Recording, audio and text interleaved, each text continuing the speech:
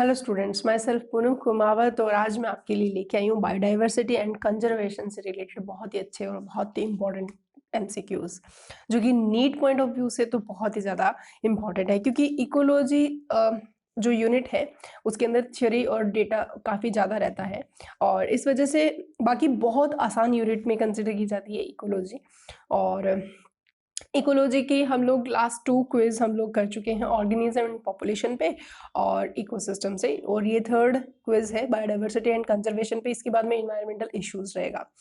तो जिन बच्चों ने अभी पहले 2 क्विज अटेंड नहीं की हैं तो वो भी अटेंड कर लें, ताकि उनको एक पूरा इकोलॉजी पढ़ने के बाद अगर आपको लग रहा है कि आपकी प्रिपरेशन कैसी है उसको आपको चेक करना है, तो मेरे अकॉर्डिंग क्विज जो है बहुत ही बेस्ट सेल्फ एनालिसिस है, जिसके अंदर आपको पता चलेगा। क्योंकि मैं जो क्वेश्चन सिलेक्ट करती हूँ वो ऑल ओवर पूरे चैप्टर के हर एक एरिया से, जहाँ पे मोस्ट प्रोबेबल चांसेस है क्वेश्चंस बनने के, तो वहाँ से पिकअप किए जाते हैं आप लोगों के लिए स्पेसिफिक।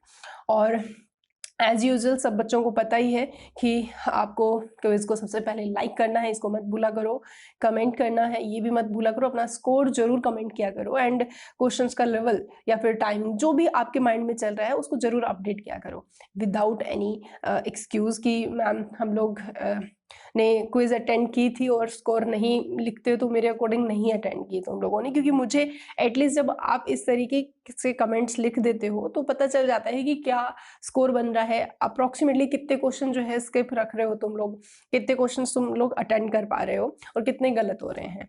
ठीक है, तो बच्चों स्टार्ट करते हैं। और आपकी स्क्रीन पे पहला एमसीक्यू ये रहा। विच of the following is not an invasive alien species in the Indian context?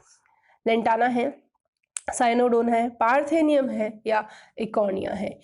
Time आपका स्टार्ट हो चुका है, आपको 15 सेकेंड का टाइम मिलेगा बच्चों, एंड आप अपना आंसर जो है वो चैट बॉक्स में लिख दो। और ये एनसीईआरटी बेस्ड क्वेश्चन है, थ्योरी आपको बहुत अच्छे से समझनी होगी भी। बायोडाइवर्सिटी एंड कंजर्वेशन जो है इसका मैं अभी आपको बता देती हूँ, पहले हम सही आंसर चेक कर लेते हैं क्या है। साइनोडॉन जो है वो एक नॉट इन्वेसिव स्पीसीज है, इसका मतलब ये भी एलियन है, ये भी एलियन है और ये भी एलियन है।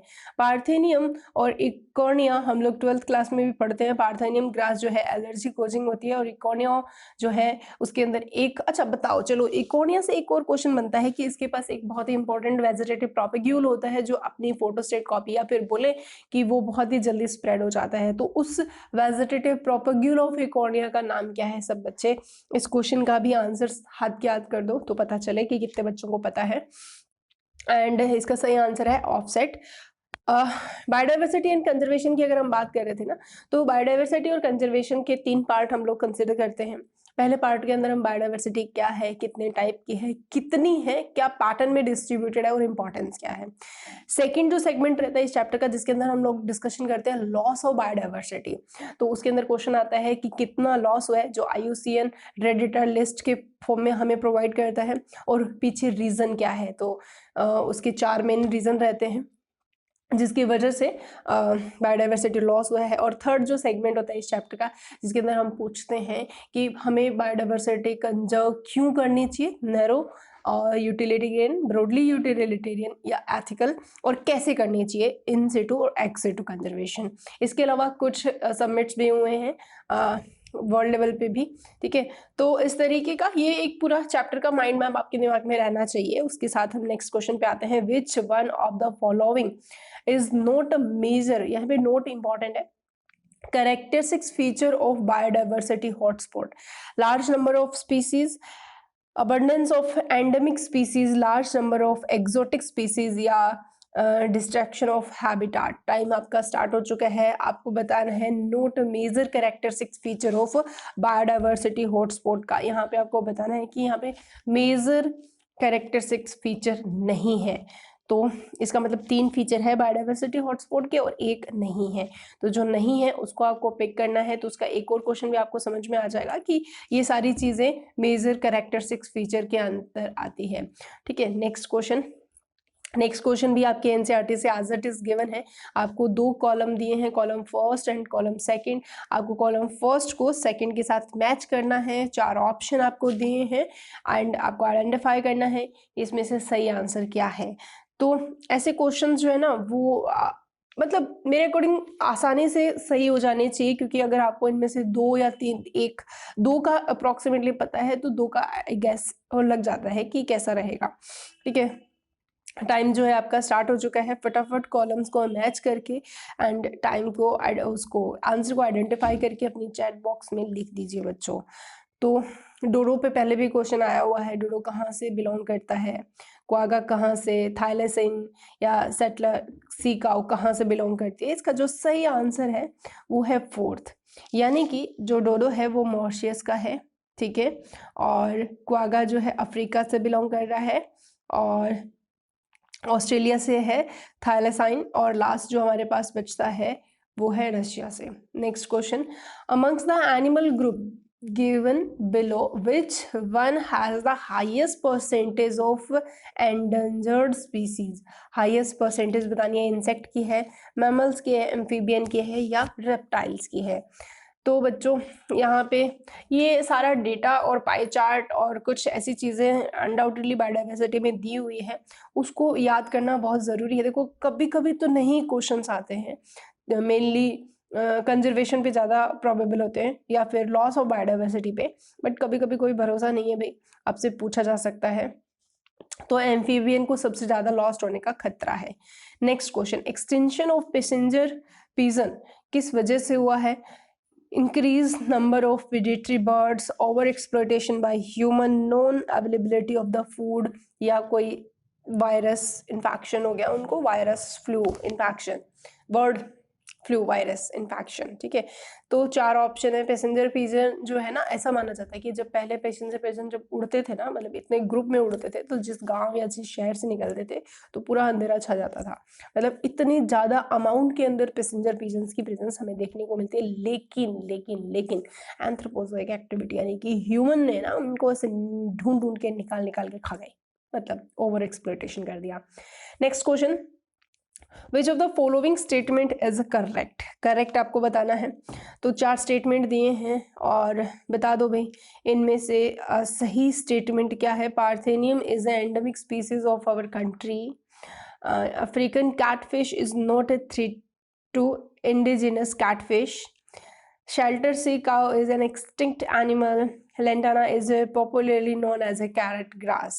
सही बताना है, 3 गलत है, और वो 3 गलत क्यों है ये आपके माइंड में पता होना चाहिए कि उसका सही क्या रहेगा। ठीक है, तो इसका सही है कि जो अफ्रीकन कैटफिश है is not treated to the indigenous catfish.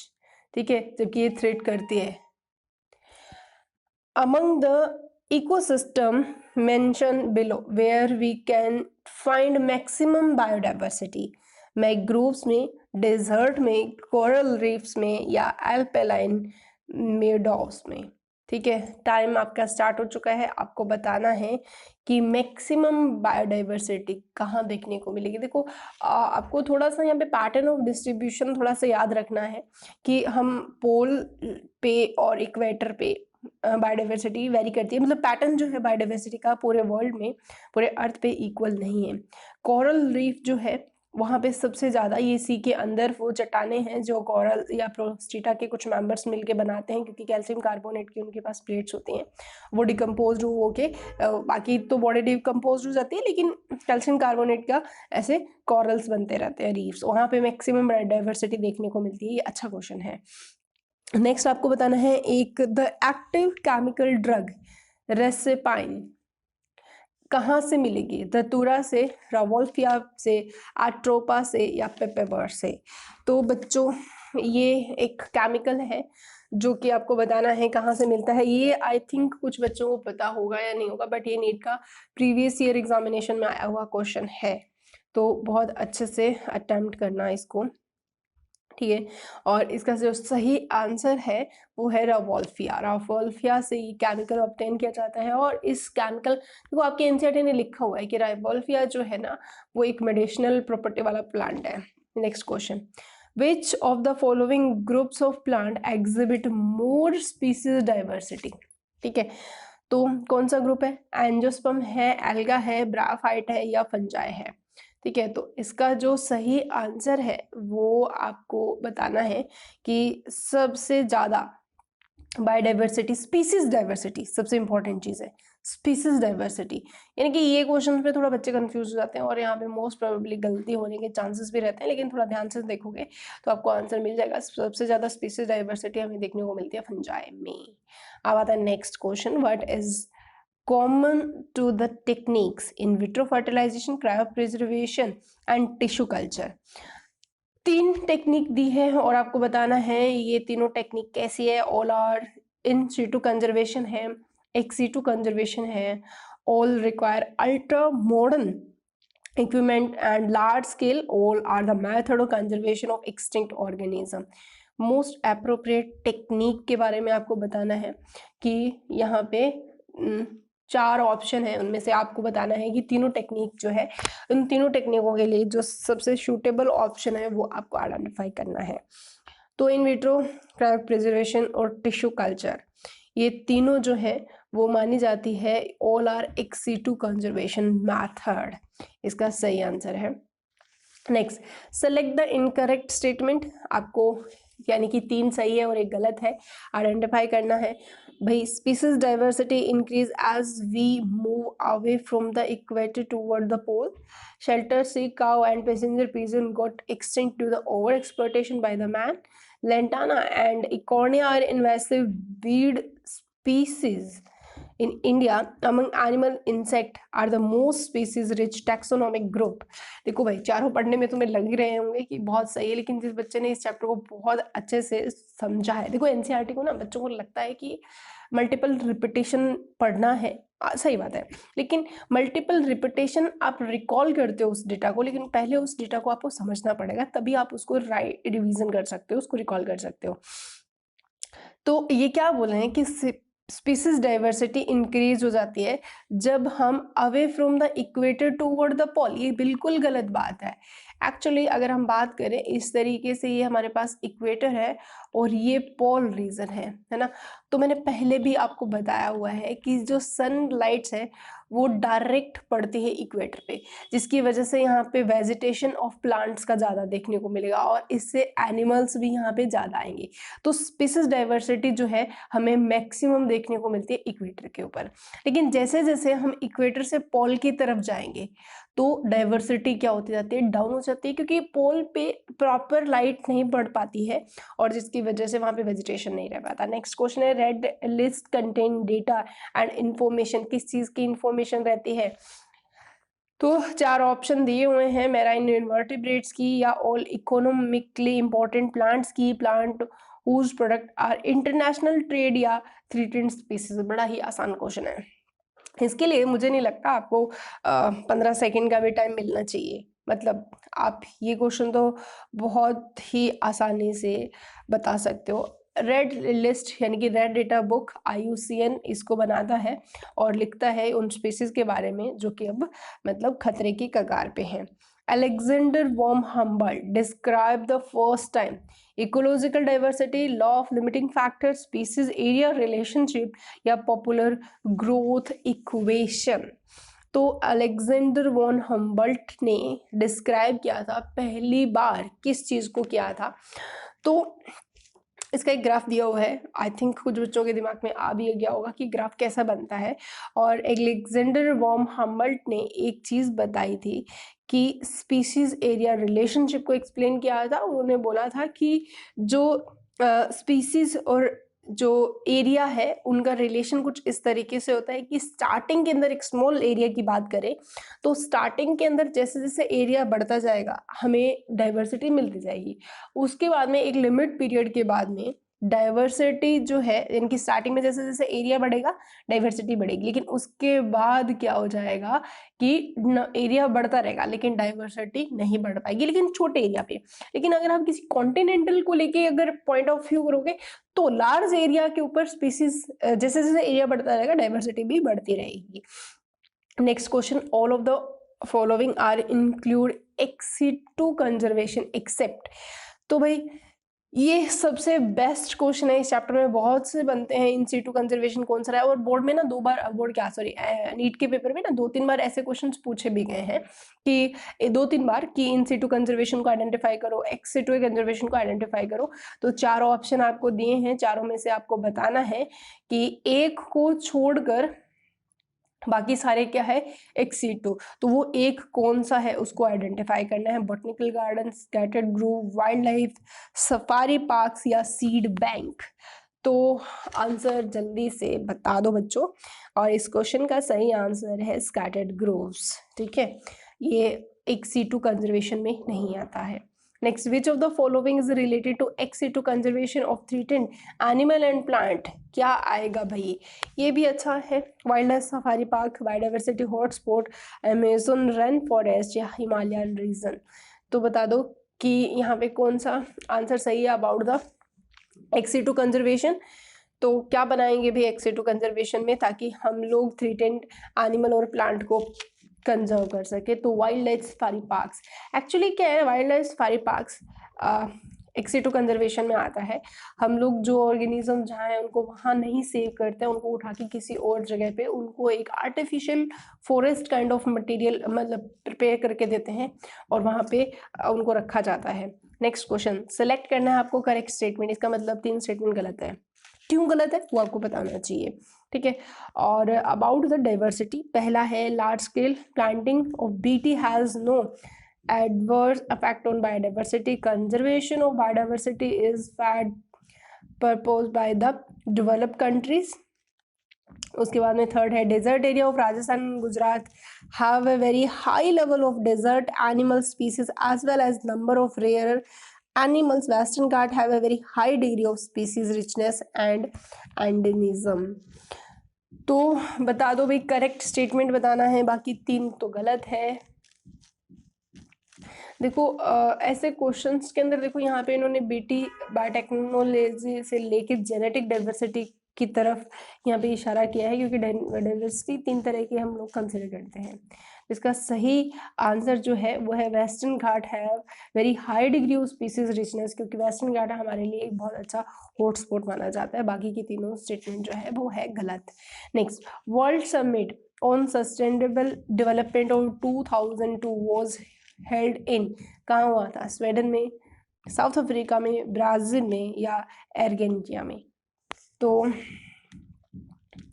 सही आंसर बता दो कि देखो 2 समिट हुए थे और उन दोनों समिट की जगह आपको पता होनी चाहिए कब हुए थे ये दोनों चीज़ें। देखो in summit basically these are the meetings, ठीक है, जिसके अंदर हम लोग मतलब हम लोग क्या बहुत सारी कंट्रीज आपस में मिलकर एक जगह पे इकट्ठी हो गए एंड वो डिस्कशन करती है कि कितनी बायोडाइवर्सिटी लॉस हो चुकी है, क्यों हो चुकी है, कैसे उसको कंजर्व किया जाए, और अगर कोई कंट्री बहुत ज़्यादा पॉल्यूशन क्रिएट कर रही है या कोई बहुत ज़्यादा वहाँ पे एंथ्रोपोजिक एक्टिविटी उनके सामने आ रही है, तो उनको मतलब समझाया बुझाया जाता है। This kind of meeting is known as a summit.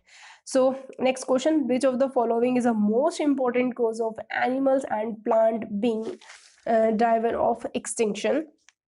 सबसे बड़ा रीजन क्या है भी एक्सटिंक्शन का? और exploitation, alien species इन्वेशन, habitat loss and fragmentation. को एक्सटिंक्शन, इनको एक और नाम से भी जाना जाता है, लॉस ऑफ बायोडाइवर्सिटी के ये 4 जो है ना बहुत ही खतरनाक वर्ड यूज किया गया है, अवेल क्वाड्रेट के नाम से इसको जाना जाता है ना। तो ये भी एक अच्छा क्वेश्चन बनता है कि सबसे बड़ी प्रॉब्लम जो है डाइवर्सिटी लॉस की वो है कि जो ऑर्गेनिज्म या प्लांट जहाँ थे वहाँ से हम लोगों ने हैबिटेट लॉस कर दिया है।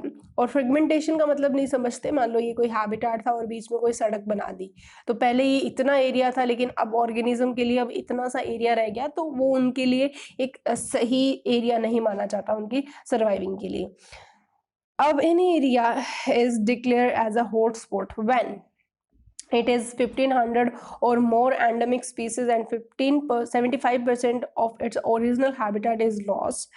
And second है, it has 1500 or more vertebrate species and 75% of its original habitat is lost. It has more than 200 species of plant, most of the species inhibiting the area and facing the risk of extinction. तो आप किस area को bio hotspot का नाम दोगे? तो इसका answer आपके एनसीईआरटी में गिवन है और आपको पता भी होना चाहिए इस क्वेश्चन का कि हम किस एरिया को हम लोग बायो हॉटस्पॉट कंसिडर किया जाएगा। बायो हॉटस्पॉट्स के अंदर कंसिडर करने के लिए एक पर्टिकुलर क्राइटेरिया आपको पता होना चाहिए। तो इसका सही आंसर है first, it has 1500 and more endemic species and 75 of its original habitat is lost. Next, biodiversity act जो है इंडिया में कब पार्लियामेंट ने पास किया था? 1996 में, 1992 में, 2002 में एंड 2000। ठीक है, तो आपको बताना है इनमें से सही आंसर क्या है। ठीक है, ये माना कि ये हिस्ट्रिकल क्वेश्चंस माने जाते हैं, लेकिन कोई भरोसा नहीं है। अभी एनसीईआरटी में जब डेटा दिया होता है ना बच्चों, तो नीट का जो पेपर सेट है वो होते टाइम कौन सा डेटा आंखों के सामने आ जाए और कहाँ से क्वेश्चन बन जाए। तो वैसे इन डेटास पे बहुत रेयर केसेस में क्वेश्चंस बनते हैं, लेकिन किस्मत का कोई भरोसा नहीं है। आपको मैं यूँ बोलूँ कि आज तक कोई इस तरीके का क्वेश्चन नहीं पूछा गया है जिसमें डेटा और स्पेसिफिक डेट या ईयर किसी ने पूछा है। तो आप कहीं ना कहीं मेंटली इस पॉइंट ऑफ व्यू से सिक्योर हो जाते हो कि चलो नेक्स्ट नहीं मिलेगा, बट आपके पेपर में मिल जाए तो क्या पता। इसलिए आप कुछ भी ऐसी चीज़ें एनसीईआरटी की डायग्राम, थ्योरी, समरी, कुछ भी ऐसा पॉइंट नहीं है जो आपकी आंखों से बचना चाहिए। हर एक पॉइंट को बहुत अच्छे से नीट एंड क्लीन तरीके से समझ लो, आपके लिए यही बेस्ट ऑप्शन है। फर्स्ट नेशनल पार्क इंडिया का बता दो भाई, ये आपका इस चैप्टर से भी रिलेट कर रहा है और 11th क्लास के अंदर भी आपका ये क्वेश्चन बन जाता है कि फर्स्ट नेशनल पार्क इंडिया का कौन सा है। तो गिर है, कांजीरंगा है, जिम कॉर्बेट है, इनमें से कोई भी नहीं है। तो देखो, जब हमें क्वेश्चन नहीं पता होते हैं ना, देखो इस क्वेश्चन से ना एक बार 2016 या 15 के पेपर में नेशनल एक्वेटिक एनिमल भी पूछ लिया था बायोडाइवर्सिटी से। ठीक है, तो उस टाइम पे तो सीबीएसई बोर्ड ही थी जो नीट का पेपर सेट करती थी, लेकिन एनटीए अब प्योर ऑन एनसीईआरटी बेस्ड ही चलता है। लेकिन कोई पता नहीं है भाई, कोई एक आधा क्वेश्चन इधर उधर से आ गया। तो ये ऐसे कुछ बेसिक क्वेश्चन होते हैं जो आपको पता होना चाहिए। First national park Jim Corbett है इंडिया का। One of the ex situ conservation method for the endangered species is. In situ और एक्स सीटू कंजर्वेशन को आपका एक माइंड मैप प्रिपेयर करके आपको बताया गया है, तो वो लिस्ट अपने माइंड में रखा करो, कौन से इन सीटू कंजर्वेशन है, कौन से एक्स सीटू कंजर्वेशन है। तो आपको यहाँ पे बताना है एक्स सीटू कंजर्वेशन कौन सा। इसका मतलब 3 जो है इन सीटू है, एक एक्स सीटू है। तो एक क्वेश्चन एटलीस्ट 2 चीज़ों को आपको क्लियर करेंगे। क्रायो प्रिजर्वेशन जो है वो एक्स सीटू कंजर्वेशन माना जाता है। अर्थ समिट, फर्स्ट अर्थ समिट जो है convention on biology diversity CBD was held at, कब और कहाँ हुआ था? मैंने अभी बताया था कि ये जो मीटिंग होती है ये बेसिकली बायोडाइवर्सिटी और उसके कंजर्वेशन से रिलेटेड ही होती है। तो जो पहला अर्थ समिट है वो कहाँ हुआ होगा? तो इसका भी आपको आंसर पता है आई होप, और नहीं है तो ऐसे डेटाज को दोबारा से एनसीईआरटी के अंदर पढ़ लो, समझ लो, देख लो। रियो डी जेनेरियो ब्राजील में 1992 के अंदर is the right answer. Next question, when we compare the relationship between species richness and area for the wide variety of taxa the graph appear to be. ये अभी graph बना के भी दिखा दिया, मुझे नहीं लगता इसके अंदर आपको ज़्यादा टाइम लगेगा। Cubic parabola, rectangular hyperbola, cubic hyperbola and rectangular parabola. तो बहुत ही आसान क्वेश्चन है। ऐसा क्वेश्चन आ सकता है क्योंकि इस तरीके का ना species area richness this is a pattern of diversity. तो इसके अंदर क्वेश्चन के 3-4 स्टेटमेंट दे के इक्वेशन भी दी हुई थी एंड ये क्वेश्चन आया हुआ है। तो रेक्टेंगुलर हाइपरबोला, स्पीशीशन मेंटेन डाइवर्सिटी। ठीक है, तो only at a individual level, only at a species level, only at a community level, या both at a species level and community level। Speciation जो है मेंटेन करती है डाइवर्सिटी को, तो किस लेवल पे करती है ये आपको पता होना चाहिए। तो इसका सही आंसर, स्पीशिएशन जो होता है वो मेंटेन करता है बायोडाइवर्सिटी को ओनली, दोनों आ जाएंगे, स्पीसीज लेवल पे भी कर रही है और जहाँ स्पीसीज, देखो मान लो स्पीशी एक स्पीसीज थी, इसमें कोई प्रॉब्लम होगी और ये कहीं और ये कहीं और आ गई, तो ये एक स्पीसीज बन गई, ये दूसरी स्पीसीज बन गई। तो यहाँ पे ये एक अलग कम्युनिटी है, यहाँ पे एक अलग कम्युनिटी है। ठीक है, तो इस तरीके से 2 कम्युनिटीज और स्पीसीज दोनों के लेवल पे हम लोग बात करते हैं। Amongst the animal group given below which one has the highest percentage of endangered species. तो इंसेक्ट है, मैमल्स है, एम्फीबियंस है या रेप्टाइल्स है?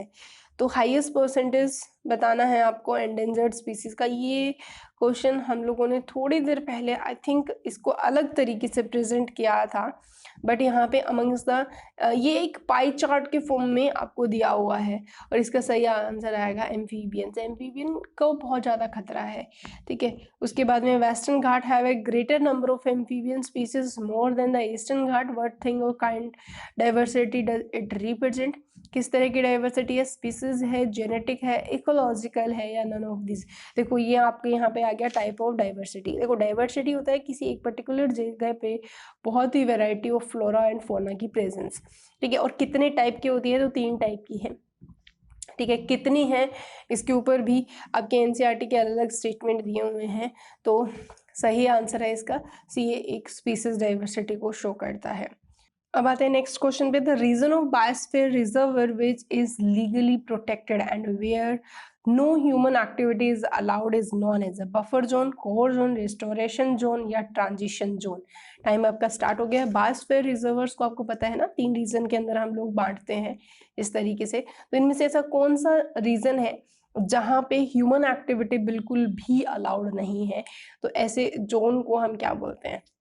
देखो ये बायोस्फीयर के जोन मेरे ख्याल से एनसीईआरटी ने बहुत डायरेक्टली नहीं दे रखे हैं, लेकिन बायोस्फीयर जोन से रिलेटेड क्वेश्चंस आपको प्रिपेयर होने चाहिए। That is a core zone.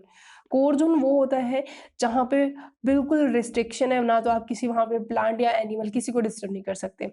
उसके बाद जो जोन आती है that is a buffer zone. Buffer zone में कुछ स्पेसिफिक रीजन के साथ ह्यूमन एक्टिविटी अलाउड है। और फिर तीसरी जोन होती है that is a transition zone, जहाँ पे फ्रीक्वेंटली ह्यूमन एक्टिविटी अलाउड हो रहती है। Next question, where we you find alpha diversity with, तो कहाँ मिलेगी, within community, between the community, या रेंज ऑफ कम्युनिटी, है ऑल ऑफ द अबव। देखो बायोडाइवर्सिटी ना उसको हम लोग ऐसे भी बांटते हैं, alpha biodiversity, beta biodiversity and gamma. तो ये आपको पता होना चाहिए कि किस तरीके से इसको हम कवर करते हैं ये डाइवर्सिटी। तो अल्फा जो डाइवर्सिटी है वो हम लोग कैसे कंसिडर करते हैं, उसका सही आंसर है विद इन अ कम्युनिटी। मान लो हमारे सिटी के अंदर एक पार्क है, और उस पार्क के अंदर जितनी भी डाइवर्सिटी है, मतलब किसी एक कम्युनिटी के अंदर जितनी भी डाइवर्सिटी है, तो वो हमारी है अल्फा। इस सिटी के 2 अलग अलग जगह पे कोई पार्क है और इनके बीच में अगर कोई डाइवर्सिटी है, ठीक है, तो वहां पे बिटवीन द कम्युनिटी, तो यहाँ पे आ जाएगी बीटा। और एक प्लेन एरिया में और एक हिल एरिया के अंदर जो डाइवर्सिटी है वो रहती है गामा। इस तरीके से 3 डाइवर्सिटी भी हम कंसिडर करते हैं। What is the most important function of botanical garden? 4 option दिए हैं आपको। They provide a beautiful area for recreation. You can observe tropical plants there. They allow the access to conservation of germplasm and they provide the natural habitat for the wildlife. तो botanical garden का important function यहाँ पे क्या है, तो botanical garden जो है they allow the ex situ conservation of germplasm, क्योंकि कुछ इस तरीके से बॉटनिकल गार्डन के अंदर ही आप स्टोर कर सकते हो। Next, according the concept of species area relationship, 4 statement दिए हैं, आपको बताना है। The number of species in an area increase with the size of the area, larger species require the large habitat area than do smaller area. Most species within any given area are endemic and the large area and greater the extinction rate.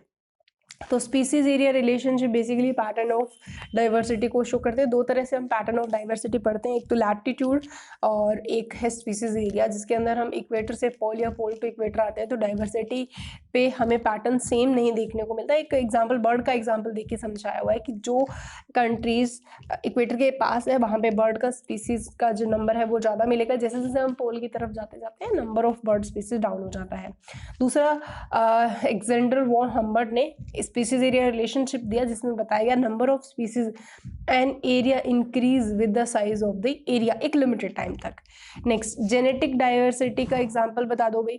4 option है। What is the genetic diversity? The total genetic information contain with in all individual of species, the total phenotypic information contained within all individual of species, the variety of life form on earth, और last option है the variety of biotic communities in a region along with the abiotic component। तो genetic diversity को यहाँ पे आपको बताना है क्या होती है। ठीक है। तो भाई जेनेटिक डाइवर्सिटी, देखो 3 तरह की डाइवर्सिटी, इकोलॉजिकल स्पीसीज और जेनेटिक स्पीस डाइवर्सिटी के अंदर आपने एम्फीबियंस वाला एग्जांपल देख दिया कि वेस्टर्न में ज़्यादा है एज कम्पेयर टू ईस्टर्न घाट। तो जेनेटिक डाइवर्सिटी के अंदर हम बेसिकली क्या देखते हैं, टोटल जेनेटिक इन्फॉर्मेशन जो कि उस स्पीसीज के जितने भी इंडिविजुअल्स में उनके अंदर है। Diversity in the type of breed of finches adapted to different feeding habitat of Galapagos Island। किसने ऑब्जर्व किया था, डायवर ने।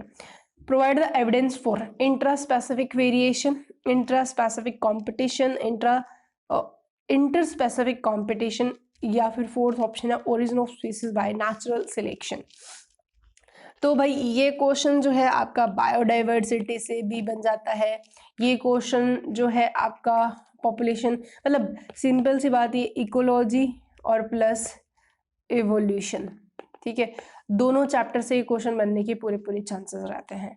ठीक है, तो डाइवर्सिटी जो है वो है origin of special species by the natural selection, जो डार्विन की थ्योरी थी। Next question, reason for the diversity in a living being is due to mutation, gradual change, long term evolutionary change या short term evolutionary change. तो बता दो भाई, diversity of living organism का, तो ये क्वेश्चन है ना, ये एवोल्यूशन के साथ थोड़ी सी दूर की रिश्तेदारी दिखा रहे होंगे तुम लोगों को, तो यहाँ पे थोड़ा सा कंफ्यूजन हो जाता है बच्चों को कि एवोल्यूशन का क्वेश्चन है या बायोडाइवर्सिटी से है। तो दोनों ही चीज़ें सही है यहाँ पे कि जो अर्थ जब बनी वहाँ पे लाइफ आई और लाइफ से इतनी सारी वेराइटी ऑफ लाइफ बनी, ये डेफिनेटली एवोल्यूशनरी चेंज है लेकिन लॉन्ग टर्म प्रोसीजर के साथ। Next question, what is the most biodiverse zone in India?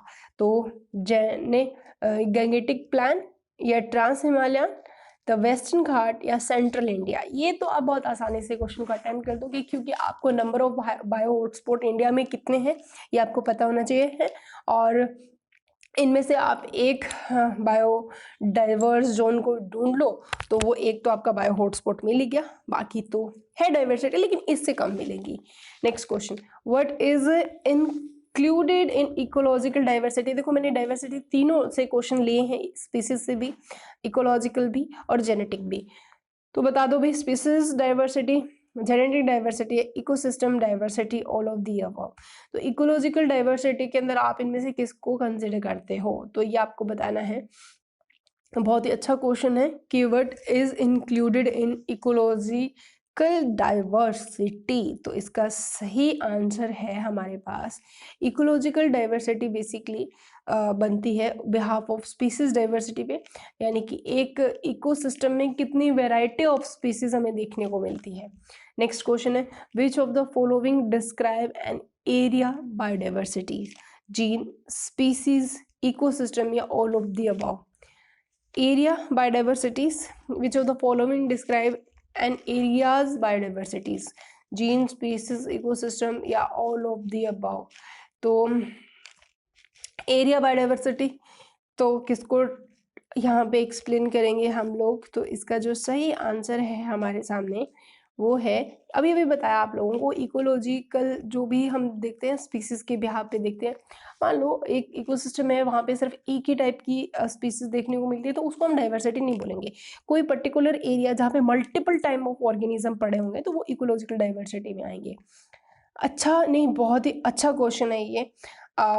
Correct आपको सीक्वेंस अरेंजमेंट बतानी है बायोडाइवर्सिटी की, किसके अंदर एंजियोस्पर्म को हम एन से रिप्रेजेंट करते हैं, फंगस को एफ से, एंड टेरिडोफाइट्स को पी से और एल्गा को ए से। ठीक है, तो अब यहाँ पे आपको बताना है कि एक सीक्वेंस अरेंजमेंट बताना है डिक्रीजिंग डाइवर्सिटी, कम होती हुए। तो अब आपको यहाँ पे बहुत ध्यान से इस क्वेश्चन को अटेम्प्ट करना है, आपको बताना है कि किस में कम और किस में ज़्यादा डाइवर्सिटी देखने को मिलती है, तो उसकी एक सीक्वेंस सेट करनी है। यहाँ पे एन, एफ, पी और ए शॉर्ट फॉर्म दे दिए गए हैं एंजियोस्पर्म, फंजाई के, एंड टेरिडोफाइट्स और एल्गा के। देखो बच्चों, बिना कहना लाइक कर दिया करो, इसको शेयर कर दिया करो, अपने फ्रेंड्स को बुला लिया करो, कमेंट करना मत भूला करो। लास्ट वाले क्विज में बहुत ही कम कमेंट्स आए थे।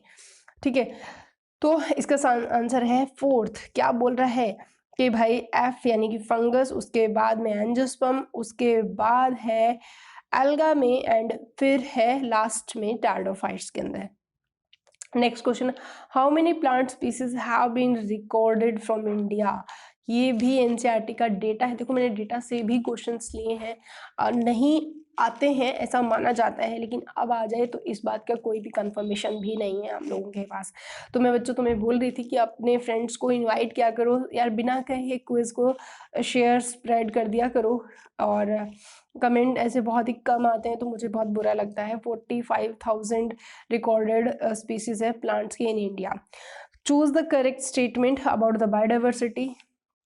4 स्टेटमेंट है और आपको करेक्ट स्टेटमेंट बताना है। तो मुझे नहीं लगता इस क्वेश्चन को ज़्यादा टाइम देने की ज़रूरत है हमें, क्योंकि ऐसा क्वेश्चन आप लोगों ने पहले देख चुके हो। अनफॉर्चुनेटली ऐसा पता नहीं क्यों हो जाता है, एंड कुछ क्वेश्चंस इतने सिमिलर या फिर कुछ रिपीटेड में भी आ जाते हैं, तो कोई इशू नहीं है। ऐसा एक आधे क्वेश्चन के अंदर आप ज़्यादा दिमाग मत लगाओ, ये बाई चांस रिपीटिशन में आ गया है और इसका सही आंसर है वेस्टर्न घाट के अंदर बहुत ज़्यादा आती है। उसके बाद में among the vertebrate which group contain the most endangered species. तो आपको वर्टिब्रेट्स के अंदर बताना है बच्चों, ध्यान रखना है इस बात का कि मोस्ट एंडेंजर्ड स्पीसीज आपको वर्टिब्रेट्स में किसके अंदर देखने को मिलेगी। तो बर्ड्स में, मैमल्स में, फिशेस में या रेप्टाइल्स के अंदर। टाइम स्केल आपके साइड में चल रहा है, उसके ऊपर आपको बहुत अच्छे से ध्यान रखना है और इसका सही आंसर है मैमल्स। ठीक है, नेक्स्ट क्वेश्चन पे आते हैं। What are the impact of biodiversity loss? Decrease in plant production, lowered resistance of environmental perturbation, increase variability in ecosystem process like water use, या पेस्ट या डिजीज साइकिल या plant productivity, none of these. तो आपको biodiversity loss होने का impact बताना है कि यहाँ पे क्या इम्पैक्ट पड़ेगा। तो 4 ऑप्शन है और आपको यहाँ पे बताना है कि बायोडाइवर्सिटी का इसमें से ए, बी और सी तीनों ही इम्पैक्ट है। नेक्स्ट क्वेश्चन, आपको एक ब्लैंक रीजन दिया है, is not generally seen in biodiversity hotspot, किसमें नहीं देखने को मिलता। तो एंडेमिज्म में, स्पीशीज रिचनेस में, loss of biodiversity, lesser interspecific competition. ठीक है, तो इसका सही आंसर जो है आप अपने चैट बॉक्स में डाल दो बच्चों। 43 नंबर ऑफ क्वेश्चंस पे हम आ चुके हैं, टोटल 50 क्वेश्चन हैं। तो इसका सही आंसर है lesser interspecific competition is not generally seen in biodiversity hotspot. Hotspot के बारे में सही बात नहीं है, वो भी आप बता दो। It is an in situ biodiversity conservation plays higher interspecific competition, less biodiversity loss, high level of species richness। तो नोट ट्रू बताना है। इसका मतलब 3 बातें बायोडाइवर्सिटी हॉटस्पॉट के लिए सही है और एक गलत है। तो बायोडाइवर्सिटी हॉटस्पॉट के अंदर लेस बायोडाइवर्सिटी लॉस हो ऐसा नहीं है। It is estimated that more than 70% of the world livestock population is in India and China. However, it is surprising to note that their contribution to the world farm produce is only 25%. Why? तो ये भी एक question है अच्छा, इसमें आपको बताना है कि डाइवर्सिटी अगर हम देखें तो लाइफ स्टॉक पॉपुलेशन का 70% इंडिया और चाइना के अंदर है। ठीक है, लेकिन कंट्रीब्यूट सिर्फ कर रहे हैं 25%। ये क्वेश्चन जो है आपका क्रॉप प्रोडक्शन से भी आ सकता है और इसके अंदर भी। तो प्रोडक्टिविटी पर यूनिट जो है वो काफ़ी लो है। ये क्रॉप इन्हांसमेंट से भी क्वेश्चन जनरेट हो सकता है। which is not a narrow utilitarian of our biodiversity। narrow utilitarian आपको नहीं है वो बताना है। economic benefit from firewood, medicinal importance, industrial products और last है pollination, which is not a narrow utilitarian of our biodiversity. इसका आंसर है पॉलिनेशन। ये है तो पूरे नैरो यूटिलिटेरियन मतलब बिल्कुल ये समझ लो कि हम बहुत ही नैरो मेंटलिटी के साथ डाइवर्सिटी को बचाएं। ठीक है, तो पॉलिनेशन तो एक हमारा ब्रॉडली यूटिलिटेरियन हो जाएगा। नेक्स्ट क्वेश्चन है, आपको करेक्ट स्टेटमेंट बताने हैं। 4 स्टेटमेंट है और सही स्टेटमेंट बता दो। इसका मतलब 3 गलत दिए हुए हैं और गलत है तो क्यों है। टिलमैन ने प्लॉटेड वाला एग्जांपल दिया है, अमेजन रेन फॉरेस्ट को किडनी बोला गया है, शेल्टर सी काउ जो है एक्सटिंक्ट हो गई, और एक्सप्लॉइटेशन से coexistence is also a part of evil quartet. तो सही बता दो इसके अंदर, एंड इसका सही आंसर है थर्ड। ठीक है, उसके बाद में which are the correct statement in context of biodiversity hotspot. तो बायोडाइवर्सिटी हॉटस्पॉट से रिलेटेड आपको 5 स्टेटमेंट मिले हैं। अब तो ये गलत नहीं होना चाहिए, क्योंकि बायोडाइवर्सिटी हॉटस्पॉट से रिलेटेड काफ़ी सारे स्टेटमेंट पूछे जा सकते हैं आपसे। ठीक है, तो जितने मोस्ट प्रोबेबल बन रहे थे वो सारे मैंने डाल दिए हैं, ताकि आप बायोडाइवर्सिटी हॉटस्पॉट एक अच्छा क्वेश्चन बनता है इस चैप्टर के अंदर, जो पूरे चैप्टर को रिप्रेजेंट कर देता है ना। तो इसका सही आंसर है ए, बी, सी और ई। ए जो है सही है, बी सही है, सी भी सही है और ई सही है। ठीक है, तो यहाँ पे बोल रहा है कि 4 बायोडाइवर्सिटी हॉटस्पॉट है, तो बता दो इंडिया में कितने बायोडाइवर्सिटी हॉटस्पॉट है। ठीक है, तो इसका मतलब बाकी की सारी स्टेटमेंट जो है वो सही है। अब आता है नेक्स्ट 49th क्वेश्चन पे, which of the following statements are correct. तो करेक्ट बताना है किस वजह से, कितने सही हैं, और इसका मतलब एक गलत है, 2 गलत है, 3 गलत है, कितने गलत है। तो चारों स्टेटमेंट्स को पढ़ दो। ये स्टेटमेंट्स हम रिपीटेशन में डाल रहे हैं, यहाँ पे पहले भी इन पे क्वेश्चंस आ चुके हैं, सारे के सारे स्टेटमेंट पे क्वेश्चन। ये क्वेश्चन गलत नहीं आना चाहिए बच्चों आप लोगों का। ठीक है, इसके अंदर जो आंसर है सारे के सारे स्टेटमेंट ही सही हैं। ठीक है, तो ये 4 अलग क्वेश्चन बन गए आपके। अब आता है नेक्स्ट और last question, in India how many genetically different strain of rice and mango, दोनों की बता दो कितनी कितनी है। ये है लास्ट क्वेश्चन। सारे मोस्ट प्रोबेबल इस चैप्टर से बन सकते थे क्वेश्चंस, मैंने बनाने की कोशिश की है। ठीक है, आपको अपना एवोल्यूशन करना है, आपको देखना है कि आपको कितना एनालिसिस करना है सेल्फ, और कितने क्वेश्चन आपके सही, स्किप और गलत हो रहे हैं। कमेंट बॉक्स में लिखना मत भूला करो, और इसका सही आंसर है 50,000 एंड 100,000 रिस्पेक्टिवली।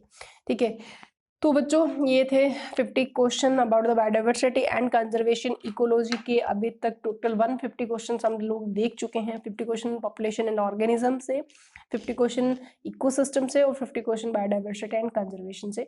और अपकमिंग क्विज जो हमारी रहेगी वो होगी एनवायरमेंटल इशू, वहाँ से भी मैं 50 क्वेश्चन आपके लिए लेके आऊँगी। तो होल सोल हम इकोलॉजी से पूरे 200 क्वेश्चन जो है वो कवर अप कर लेंगे।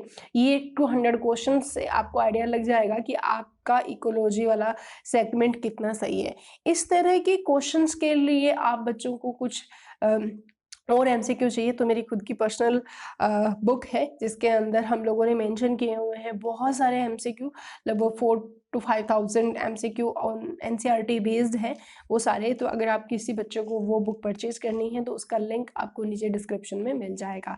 सो नेक्स्ट टाइम मिलते हैं नई क्विज के साथ, तब तक के लिए stay happy, keep studying, thank you.